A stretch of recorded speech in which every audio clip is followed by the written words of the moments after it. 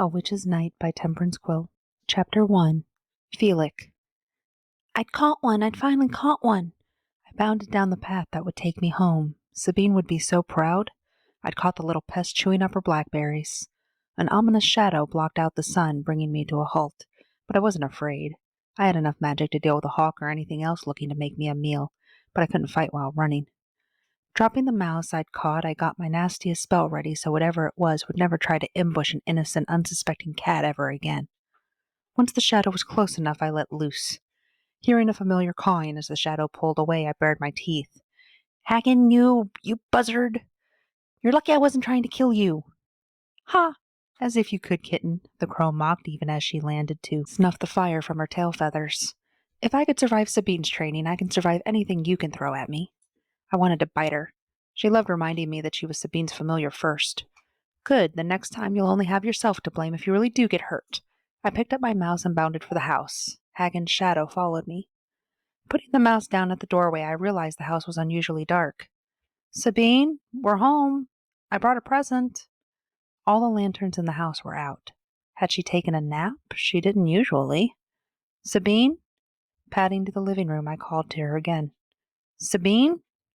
The living room was a mess. The couch was on its side, the tables were turned over, and there was a big stain of what smelled like blood on the floor. That and two bodies. I immediately ran to the bedroom. She wasn't there either. Racing outside, I called for the crow. "Hagen! Sabine's gone! Hagen!" When she didn't appear right away, I was frantic. "Hagen! Hagen!" I had never wanted to see that crow more in my entire life. "What, kitten? What could be so—" Hagen started as she landed, only to stop when I practically jumped on her. "It's Sabine. She's gone." I took hold of her wing and dragged her inside. "What do you mean, gone? And let go of me, you little imp," she griped, tugging her wing out of my mouth. "I mean gone. Look!" "What the—" Landing next to the body I'd indicated, she examined the coat of arms on the man's surcoat. "Soldiers of Jackaret," Hagen hissed. "They'll be taking Sabine for execution if they haven't done it themselves already." Execution? We have to save her," I announced, turning and dashing out of the house. "Wait, you little—" the flap of Hagen's wings following close behind. "We don't know which direction they went." "If I can pick up their trail, we can follow them," I stated confidently. "And since when are you a great tracker?" Hagen mocked. "Dogs may use their nose for everything, but we cats can track by smell too." So saying, I lifted my tail defiantly and began searching for a trail. Turned out it wasn't that hard. A line of blood droplets began at the back door and led to the road where wheel tracks took their place. "This way." "I'll fly ahead and see how far they've gotten." Hagen took to the air. I didn't know about Hagen, but I'd been gone for hours, and the blood on the carpet hadn't been fresh. A churning began in my stomach. It felt like I'd been running for hours when I saw Hagen returning and came to a stop so I could catch my breath. "Did you find her?" I panted. "Not her, but I found where the tracks ended." The crow didn't sound thrilled. "And?" "They've got her in a small manor a few hours' flight from here. It'll take you all night to run it." "Then I'd best get started. Or there's another way. But if you ever tell anyone, I'll pluck your eyes out," Hagen promised. "What's that?" I asked wearily, not ready to jump on whatever plan she had in mind. Spreading her wings, she lowered herself to the ground. "Get on." "You want to carry me?" "It's not on my wish list, kitten, but the sooner we get there, the sooner we can rescue Sabine." Not having an argument against the plan, I took a moment to figure out how this was going to work and to build up the nerve. Placing a tentative paw on Hagen's back, I crawled until my front legs were draped over her shoulders and my back legs spread over her back. "You won't drop me?" "No, kitten. As much as I hate to admit it, I can't do this alone," she assured me gently, no doubt hearing the tremble in my voice. Then she spread her wings and lifted us into the air as gently as she could. Sabine. Consciousness came slowly. I was certain that if I could just go back to sleep, when I awoke the pain in my head would be gone. Then I remembered why I hurt, and that woke me quicker than any concoction or splash of cold water. Soldiers had invaded my home. The last thing I remembered was casting a banishment spell that flowed over their armor like water. Then there was a series of blows until one got a shot to my head and all went dark. I hadn't expected to wake, but that I had didn't make me feel any better. Jackarite's squad of witch hunters were known for draining witches of their magic in order to perform their own enchantments. Of course, those enchantments usually resulted in the death of the witch, one way or another. That so many of them had armor that repelled my spells meant that they had a long list of deaths at their feet. "I can tell you're awake. Does no good to fake it." Hearing someone speak had my eyes snapping open, but that proved to be a horrible mistake as light blasted my eyes and made the headache worse. Clenching them shut again, I snapped. I wasn't faking being asleep. I didn't want to be awake. It probably wasn't a good idea to piss off my kidnappers, but I knew they planned to kill me anyway. I imagine not. I've taken a shot or two to the head, and the waking is never pleasant. Here. I felt a cup being placed in my hand. It'll help. I'd be a fool to trust anything given to me by my kidnappers, though I did give the contents a whiff to see if I could identify them. The herbs were familiar, and though they would help with the pain, there were plenty of harmful things that had no smell or taste that he could have put in it. We're not kidnappers, we're the law. You'll answer for your crimes in a proper court, I can promise you that. Witches never get proper trials. They're always farces with only one possible outcome, though his answer made me confident enough to drink what was in the cup. That's what someone who fears the law would say. I'm right to fear the law. It's never brought justice to me and mine. He scowled and rose from his crouch.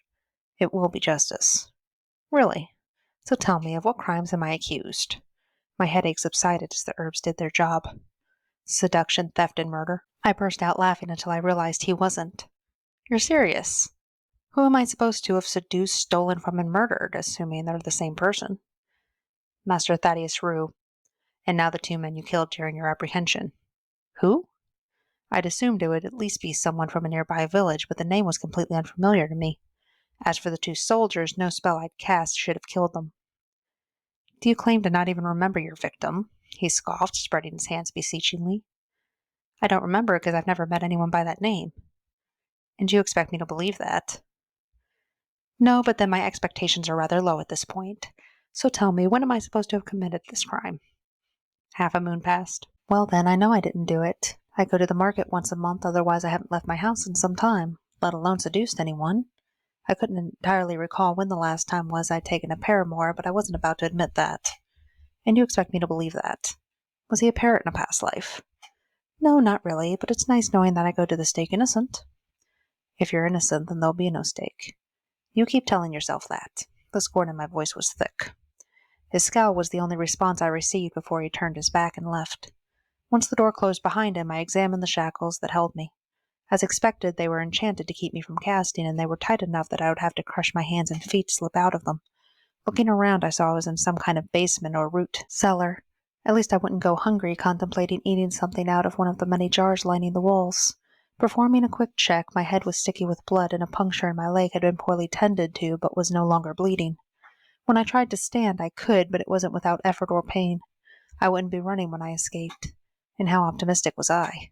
I hadn't been able to keep from being captured in my own home, but, tired and wounded, I thought I could escape now. Sitting back down, I pondered my options. Letting myself be carted off to some kangaroo court where it had already been decided that I was guilty was not at the top of my list. Had Hagen and Felix discovered I was gone yet? I didn't doubt they would come looking for me. What I doubted was their ability to find me in time. Was there something I could do with the knight? He didn't seem like the evil sort. His faith, however misguided in the justice system, seemed genuine. Maybe I could convince him of my innocence? Nah, I was delusional and exhausted as my eyes fluttered shut, no matter how hard I tried to fight them. I wouldn't be able to come up with anything unless I got some rest. Allowing my eyes to close, I settled down and tried to get some sleep. Chapter 2. Myles. I went to rejoin my companions for the evening meal. Where you been? Jorn was quick to ask. Tending to the prisoner, I replied, taking a loaf of bread. Ah, yes, tending to her. I'm sure you enjoyed yourself. She's prettier than usual. Don't let her mess with your head, though. A witch is a witch, no matter the dressing. Don't forget what happened to Frajar and Thilo, Batkin warned. I wanted to believe Batkin wasn't suggesting what I thought he was suggesting, but there was no other way to interpret it. It made my lip curl in disgust. I took her a draft for her head, nothing else. And as far as what happened to Frajar and Thilo, to me that was purely Jorn's incompetence.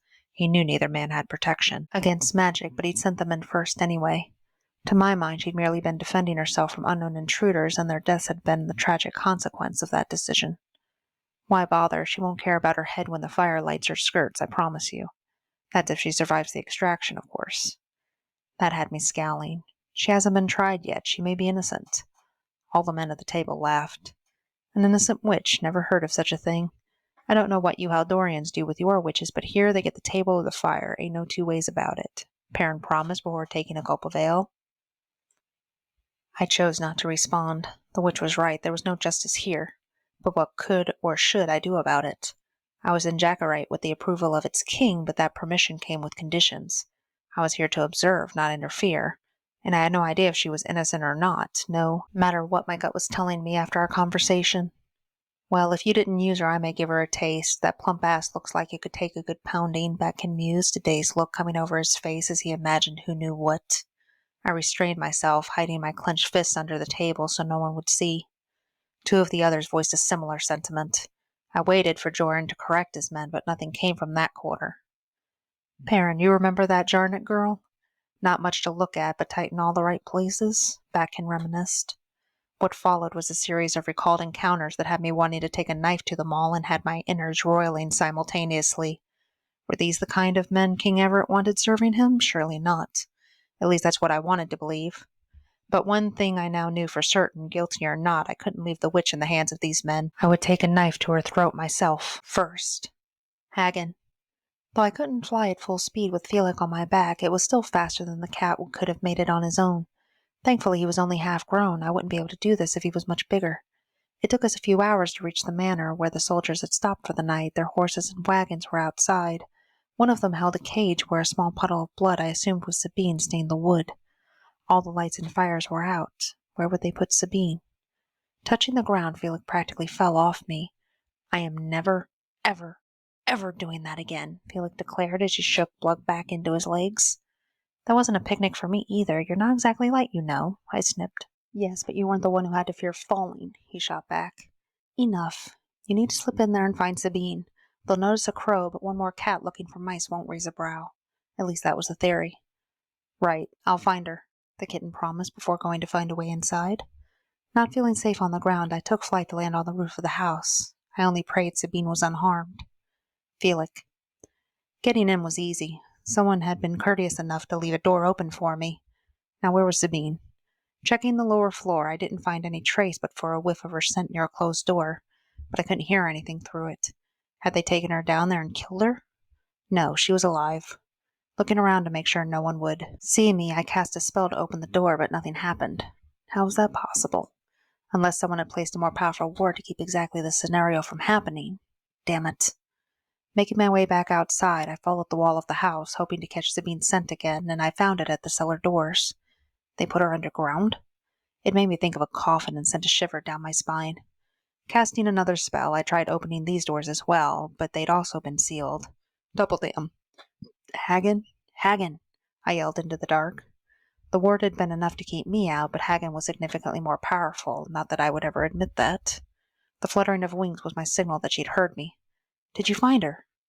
Down here. They warded the doors so we can't open them. You mean you can't? The crow mocked with a cockiness that made me hope she would fail almost as much as I wished she'd succeed. With a croak, Hagen tried opening the door, and though it rattled, it didn't open. Well, piffle, she huffed. What do we do now? Now? Hagen gave me a look I didn't like. I wasn't strong enough, but it was a close thing. If you channel some of your magic to me, it should give me the boost I need. How do I do that? I'd never channeled before. It took a few minutes and a couple tries to get it right, but we eventually had an open door. I'll check it out. I headed down the stairs, not expecting Hagen to follow. What crow wanted to go underground? But she did, hopping along next to me. Touching down on the dirt floor, we saw Sabine huddled in a corner, her head and legs stained with blood. Oh, my dear, what did they do to you? Hagen cried, fluttering over to land next to her, rubbing against her body to wake her. Sabine's eyes slowly opened. Hagen, Felix, you found me.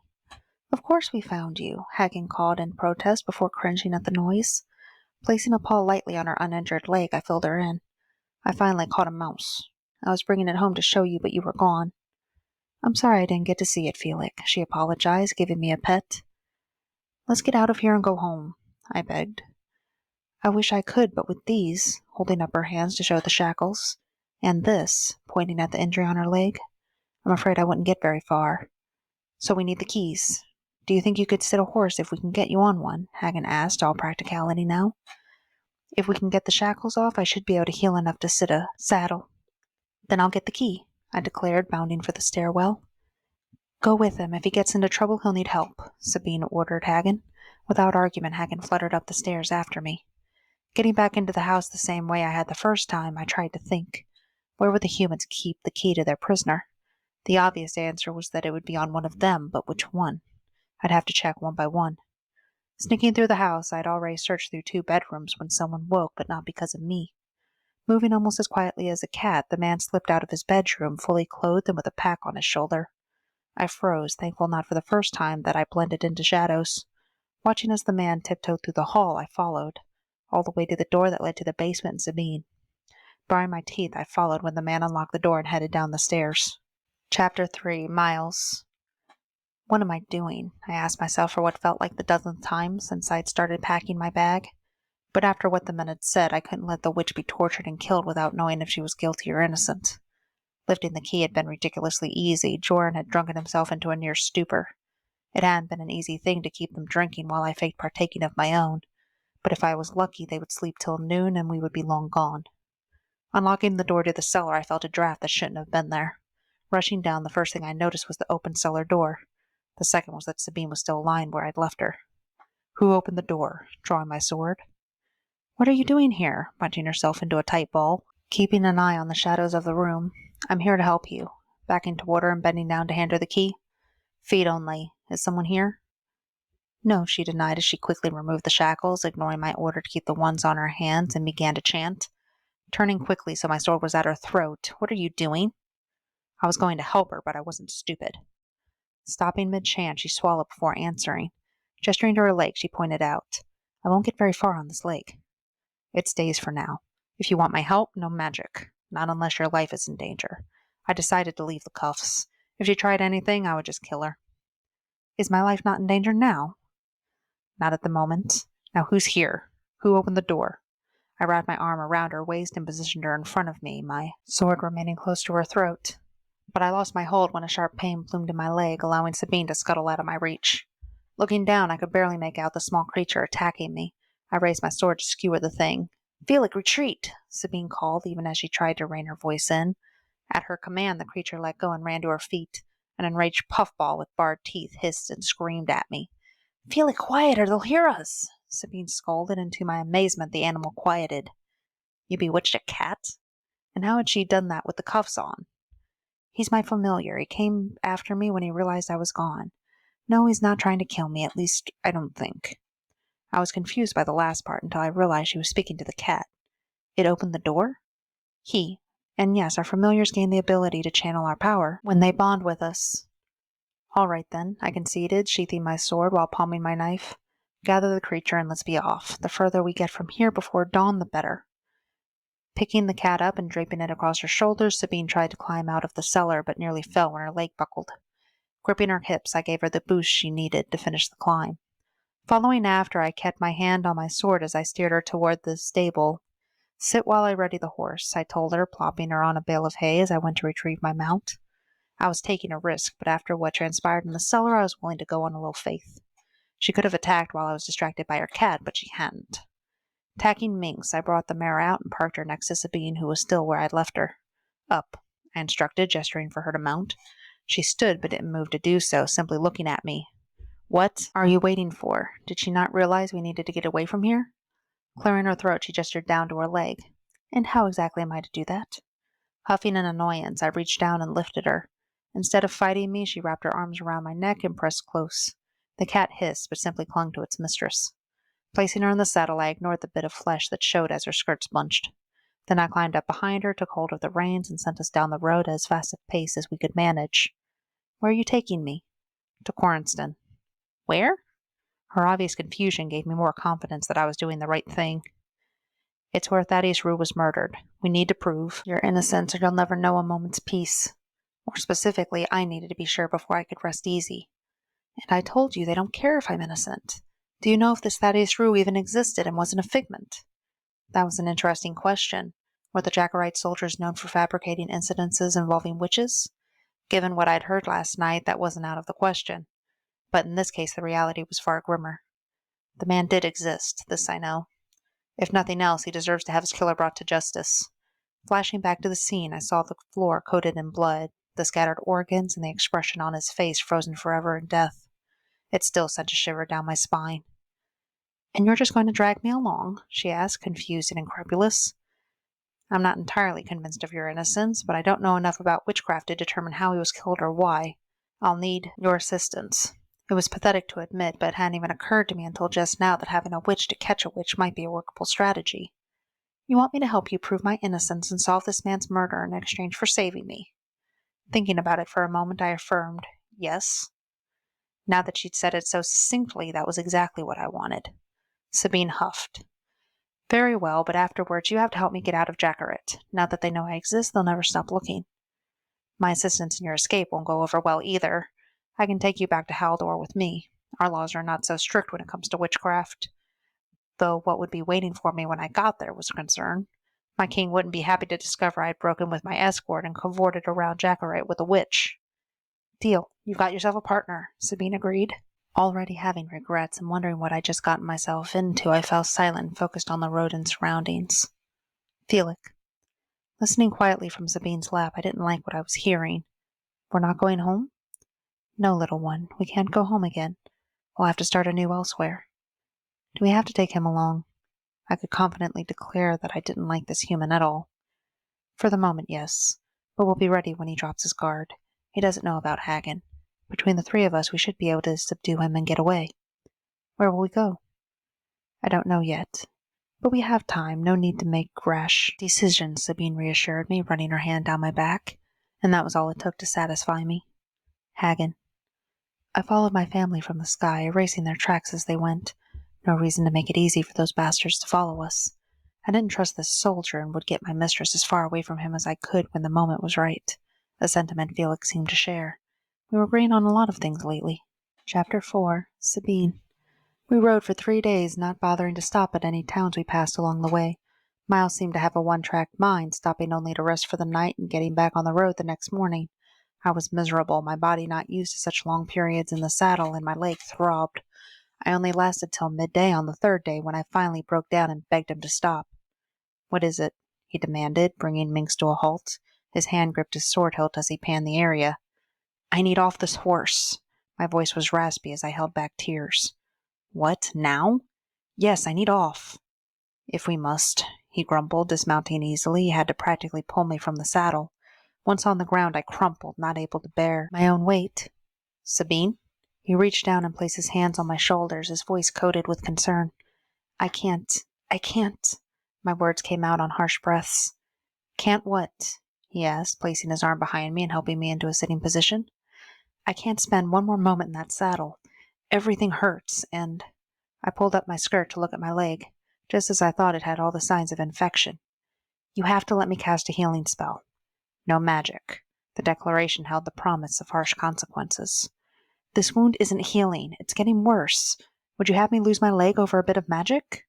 I really hoped not. "People heal from such wounds naturally all the time," he argued.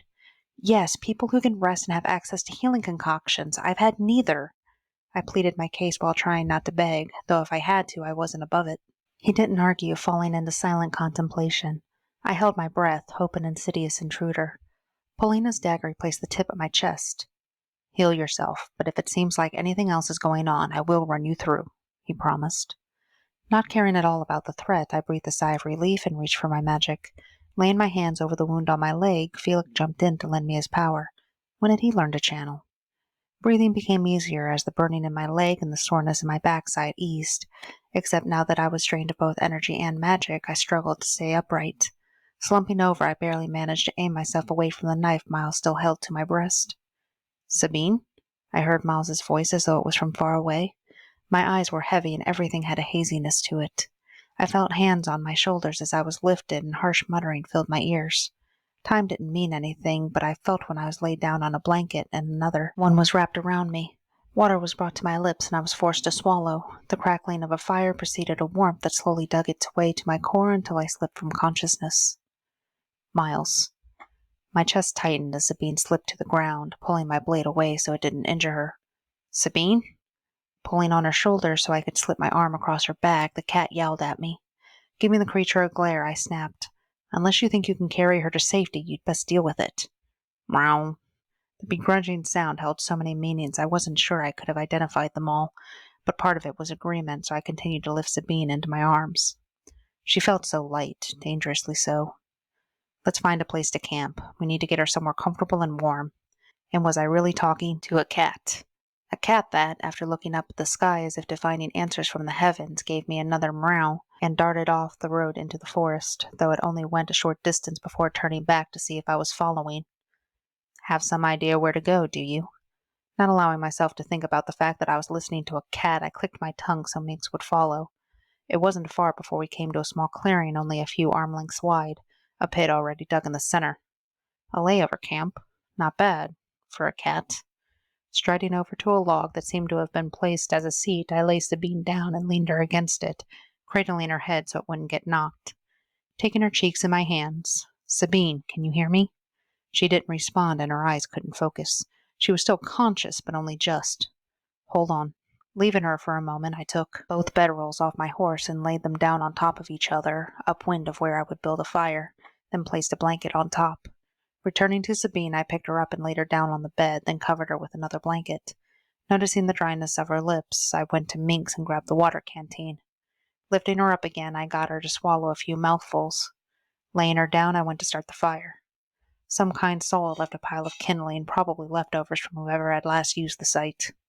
I had a fire going with a few strikes of flint and turned back to Sabine. The cat had curled up next to its mistress. Stay out of trouble while I go find wood. What we have won't last long. The animal meowed at me as if it understood. Shaking my head, I took my hatchet and strode into the surrounding woods to gather what I could, but I didn't want to leave Sabine alone for long.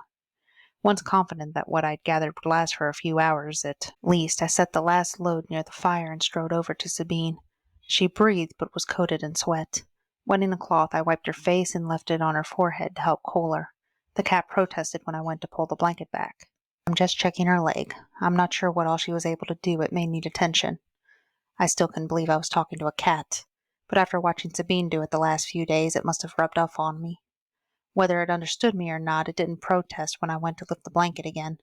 Checking her leg over, there was no sign that she'd been injured, but for some bruising and a few pink lines. What was causing her sickness, then? I was no healer. Other than keeping her dry and warm, but not too warm, I didn't really know what else to do but wait for her to awaken. Looking her over, my heart full of regret, I whispered, I've been a brute to you, little witch. I need you to wake so I can make it up to you. Taking hold of her hand, the cat growled. And awake so I don't strangle your cat. Chapter 5. Sabine.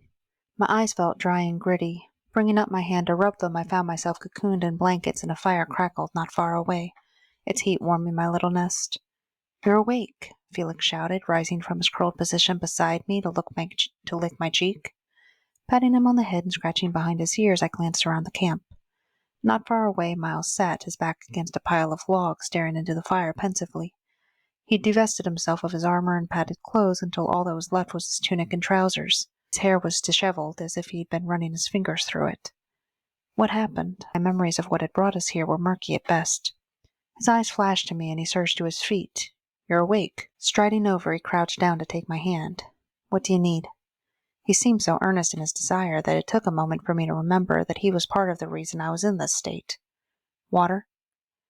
He retrieved a canteen, and gentler than I would have expected of him, he helped me sit up so I could drink. Pushing the canteen away when I was done, I reached out and clung to his shirt so he wouldn't pull away. I didn't want the vulnerability that came from being on the ground and had no shame using him to keep me upright. How long? About half a day. To my surprise, he not only didn't try to pull away, but pulled me in closer so I was in his lap, my side against his torso as he positioned us so I was facing the fire, his arms keeping me in place. The warmth of his body on one side and the blaze of the fire on the other wrapped me in warmth and nearly had me slipping into sleep again as I laid my cheek against his chest. We sat in companionable silence for a while before he broke it, and the words were not what I expected. I owe you an apology. I didn't take you from the others just so I could abuse you myself. My neglect and callousness are inexcusable. If you expect me to argue with you, I'm sorry to disappoint. The word snarkier than what was probably wise. He chuckled. It was the first time I'd heard him laugh. It was a good laugh, deep and infectious. I didn't. I'm only surprised that you allowed it to go on for so long. I didn't take you for a woman who would suffer in silence. The first day I thought you were trying to get us as far away from the others as you could, and I didn't want to slow us down.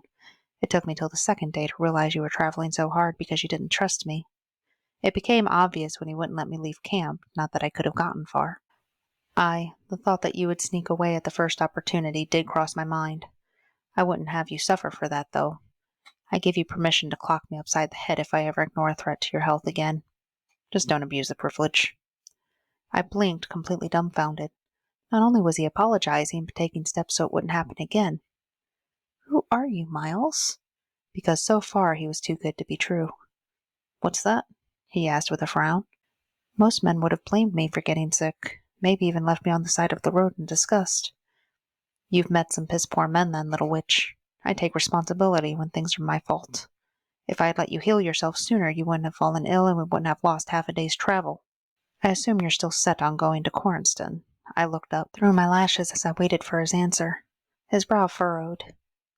He deserves justice. The way he died, I felt him shudder. No one should die that way, and the one who did it... What could have happened that it would make a seasoned warrior tremble? Tell me. Looking down so he met my eyes, sadness and what I could swear was horror filled them. "I'll not fill your head with such vileness, not unless I have to. But there was no doubt that it was done by someone wielding magic and a black heart." "I'll need you to tell me at some point or I won't be able to figure out what kind of witch did it," I explained. "But I can keep that image out of your head a little longer. Let me?" Not a question, a plea. Very well, I could give him that. "Tell me about Haldor. What can I expect when we get there?" Leaning into him, I made myself comfortable once again. "If you were alone, things might be complicated, but I should be able to help in that regard. First, we'll get you settled. A little cabin in the woods, maybe? Then you'll have to register with the local magistrate." Not liking that last part, my muscles tensed. "What do you mean, register?" "Just that you've moved into the area so they can tax you. No escaping that, I'm afraid. Only witches that have been convicted of crimes are recorded," he clarified, as if sensing what I'd been fearing. I was able to relax a little. I've never paid taxes in my life. "Living here, I can understand that, but you'll have to be an honest woman in Haldor. They won't arrest you for being a witch, but they'll arrest you for other offenses, and sentences for witches are much harsher." That wasn't surprising. My dark sisters were dangerous. No kingdom would risk keeping one around. Being honest takes means and safety. Will I be able to find work in Haldor? I can promise you'll have all the means you'll need when we arrive. Not sure I liked the sound of that. I pushed away from his chest so I could see his face. And how can a traveling mercenary make such a promise? His lips creeped up in a smile. Being a mercenary can be very lucrative work if you do it right. I've built a rather comfortable nest egg in Haldor, if I do say so myself. You help me find this other witch, and I can promise that you'll lack for nothing within reason once we cross the border. Leaning against him again, I wasn't sure I liked the sound of that either. Was Myles thinking that I would become his kept woman? Just until I get back on my feet. Maybe we can return to your cabin and retrieve some of your possessions when this is over, he suggested, though he didn't sound happy about the prospect. I wanted to thank him for making the offer, but it would be far too dangerous, and there was nothing there that I couldn't replace. No, if they didn't set a trap for that exact eventuality, they've probably burned it to the ground. We learn young not to attach value to things. The only important thing was Felix. I reached down to pet the cat that curled up next to Myles's legs. I would have to ask him what Myles had done to earn that small bit of affection. There was also my family's grimoire, but that never left my side, and I wasn't about to reveal its location to Myles despite his apparent change of heart. Speaking of which, not to spit in the eye of my current good fortune, but what brought about this pleasant change? Last I checked, you weren't fully convinced of my innocence. I've had a lot of time to think while you were sleeping. A witch who did what they did to Thaddeus Rue would never have put up with how I treated you for even a day. You would have slit my throat that first night and never looked back. Thank you? I wasn't really sure what I thought about that, though I could admit it was sound reasoning. I was only mad that I hadn't thought to argue it myself. Though it was a comfort to have some confirmation that Myles could be a reasonable human being. He gave that laugh again. Not exactly a glowing endorsement, I know. We fell into an easy silence for a few minutes, and I could feel some strength returning to my limbs. You should probably eat something. I'm not a healer, but going so long without food probably isn't good. As if his words sparked a flame, hunger pangs started to stab me in the gut. Food sounds good if you have something. I do, but I need to put you down. I blushed as I let go of his tunic. Rather impressively, he lifted me from his lap and set me back on the makeshift bed, not letting go until he was sure I could sit up on my own. Only taking a few steps away from me, he picked up a bowl and filled it with something from a pot that sat near the fire. Bringing it over, he was careful to make sure I could hold it. As I spooned the broth from the soup he'd made, I felt more settled. My magic absorbed the energy and aimed it at the infection that was still wreaking havoc in my veins. He'd left the water canteen by me as well. I'll need to gather some more wood to get us through the night. Will you be all right for a little while? I think so. I have Felix with me, if not. That stopped him mid putting his vest on. The cat? Our familiars are more capable than most give them credit for, which is probably a good thing, or they would be targeted even more viciously than they already are. The look he gave said he didn't entirely believe that, but he wasn't going to argue. I won't be far. If you holler, I should hear. He picked up his hatchet and headed for the woods. Chapter 6. Sabine. Looking up at the sky, I estimated there was maybe an hour of daylight left. Are you really okay, Sabine? Felix inquired, curling up even closer to me. Yes, you had us worried for a moment, Hagen agreed, landing nearby. As long as I can get a little more rest, I should make a full recovery. I reassured them both. My magic was working overtime to deal with the infection, but I would be fine. I wished I was as powerful as some of my sisters.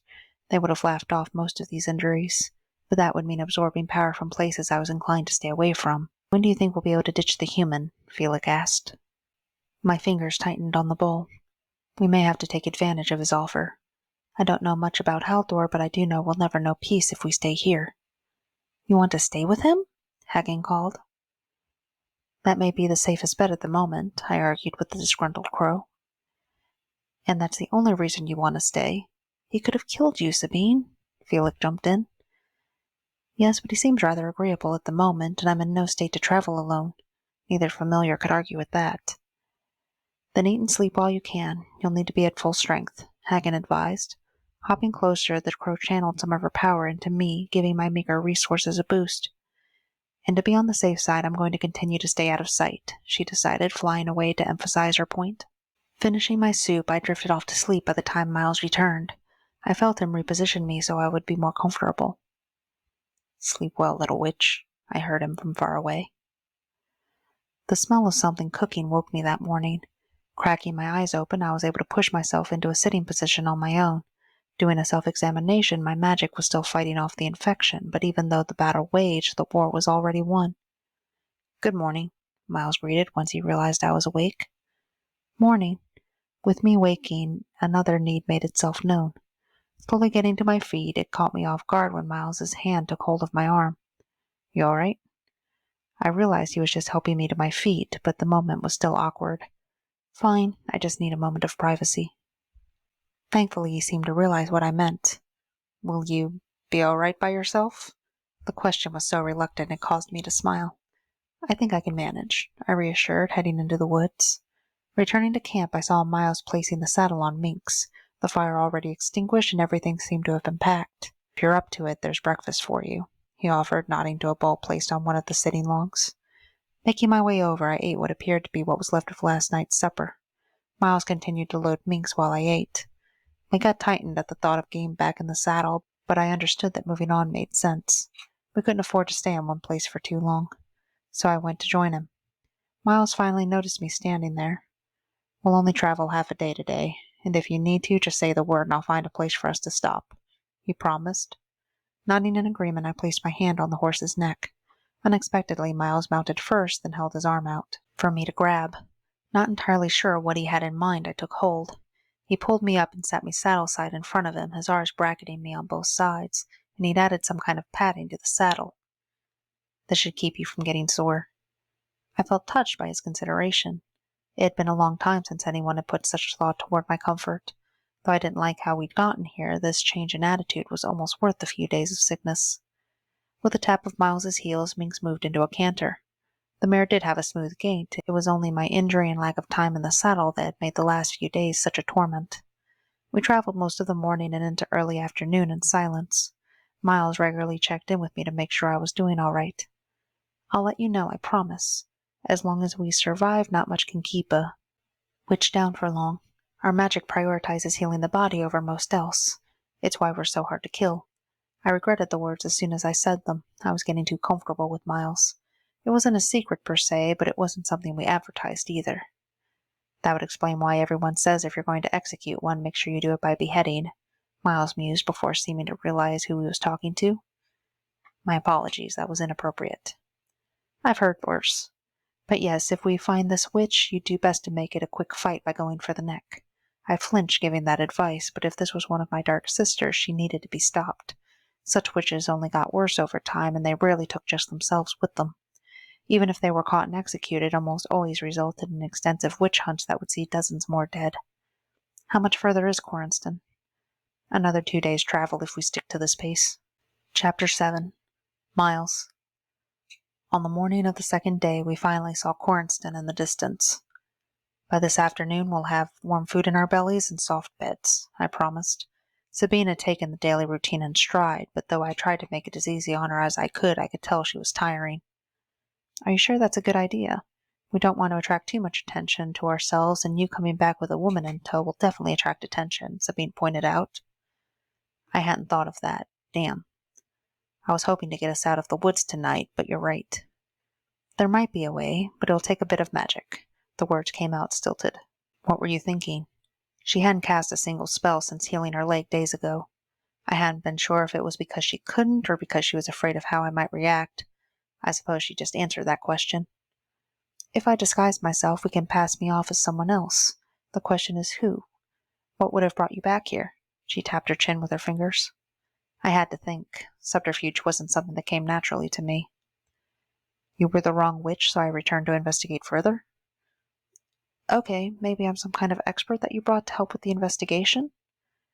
That wasn't a horrible idea. But will they believe such a thing of a woman? Not at all, which means I'll have to not be a woman. That had me jerking. What? Put me down, I'll show you. Steering Minx to the side of the road, I helped her dismount and then followed. Making sure the horse blocked us from sight, I waited. Looking around to make sure we were alone as well, she clasped her hands in front of herself and began chanting. Her body blurred, almost as if I was looking at her through a haze. Before my eyes, her body and clothes changed until a middle-aged man stood before me. The only similarity I could find between Sabine and the form she now occupied was that they had the same black hair and sky-blue eyes. Sabine? Sabine Morrock, at your service. How real is this? I asked, resisting the urge to reach out and touch. Real enough for our purposes. Here. She extended her hand. Clasping it, I couldn't believe how real it felt. How is this possible? Magic, she quipped with a quirk of her brow. She was enjoying my reaction far too much. We'll have to walk the rest of the way. They'll never believe we rode double. I took the horse's range. Can you make it? As long as we keep the pace easy, I should be fine, she assured, falling into line on the other side of the horse. We made it into Quarrenston by late evening. With nothing else to be done tonight, I steered us toward the village inn. Leaving Minx tied for one of the stable boys to see to, I grabbed our bags and guided Sabine inside. We were greeted by Darcy, the inn's owner. Back so soon, and with a change in companions? He was clearly fishing for information, but too polite to ask for it outright. The witch we went after wasn't the one. We need to reinvestigate. But that's for tomorrow. Tonight we need a room. Of course, thankfully we have a few available, or you'd be staying in the stable. The innkeeper was exaggerating, I was sure. This town barely got enough traffic to justify keeping this inn open, but I let it go and followed the innkeeper to a room. Sending Darcy away as quickly but courteously as I could, I turned from the door to find Sabine flipping the bedding. What are you doing? You may not have a problem with lice or fleas, but I don't consider them agreeable sleeping companions. I crossed my arms over my chest. No objections to sleeping in the same room. I didn't want to examine too deeply why the idea of her being comfortable sleeping with a man bothered me. We've been sharing the same fire and pressed against each other while riding for days. I think we can handle a night in the same bed. Are you going to be sleeping like that? I gestured up and down her body with a wave. She frowned. Unfortunately, no, that would drain me of magic unnecessarily. If you could make sure the door is locked, she requested, gesturing with her hands and beginning to chant again. Double-checking the door, I turned to find Sabine returned to her normal self, already slipping under the covers. Clearing my throat, I blurted, "We'd best get to sleep then." Striding over to the bed, I removed all but my tunic and breeches before slipping under the covers as well. Making sure to lay with my back to Sabine, I closed my eyes and tried my best to forget that she was there. It must have worked because I was asleep before I realized it. Sabine. Sunlight woke me that morning, though the comfort of a real bed after over a week without had me in no hurry to rise. Eventually Myles began to stir, and I knew my time of respite was coming to an end. With a shuffling and a moan, I felt him rise from the bed and forced myself to do the same. We both dressed in silence as we'd gotten used to doing, and I recast my glamour. Does everything look the same? Getting the exact same form each time one cast a disguise wasn't a skill I'd ever bothered to cultivate. Nothing I can see, and if I don't, no one else will, Myles assessed. We'll start by paying our respects to the widow, so there are no misunderstandings. Was he killed at home or elsewhere? Elsewhere, does it matter? Not really, just best to be prepared. If we're heading for his home and that was where he died, then there could be residuals from the murder. I'd only experienced the aftermath of human sacrifice once, and it was an experience I didn't care to repeat. Following Myles through the village, we came to a modest cabin with what seemed to be a workspace behind it. What did he do? A carpenter, I think, Myles answered as he knocked on the door.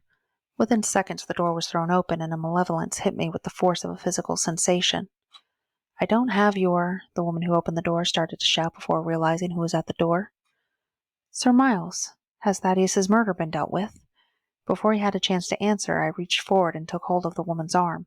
Out of the house, I ordered, practically throwing the woman at Myles. Keep her out here. Sabine, what are you doing? Myles shouted after me as I stepped inside. Something's here. Inside, the house was simple, with only 2 rooms aside from the main living area. Letting my instincts guide me, I followed them to a rug that lay in the middle of the living area. What's this? I muttered to myself as I lifted the rug. Seeing what lay underneath, I whispered, "Oh no." Like, subscribe, and leave a heart in the comments. Written and narrated by Temperance Quill. Edited by Editing by Elizabeth. If you care to help support this channel, please like and subscribe, and you can sign up for our Patreon for as little as $1 a month, or Venmo at Temperance Quill. Links in the description.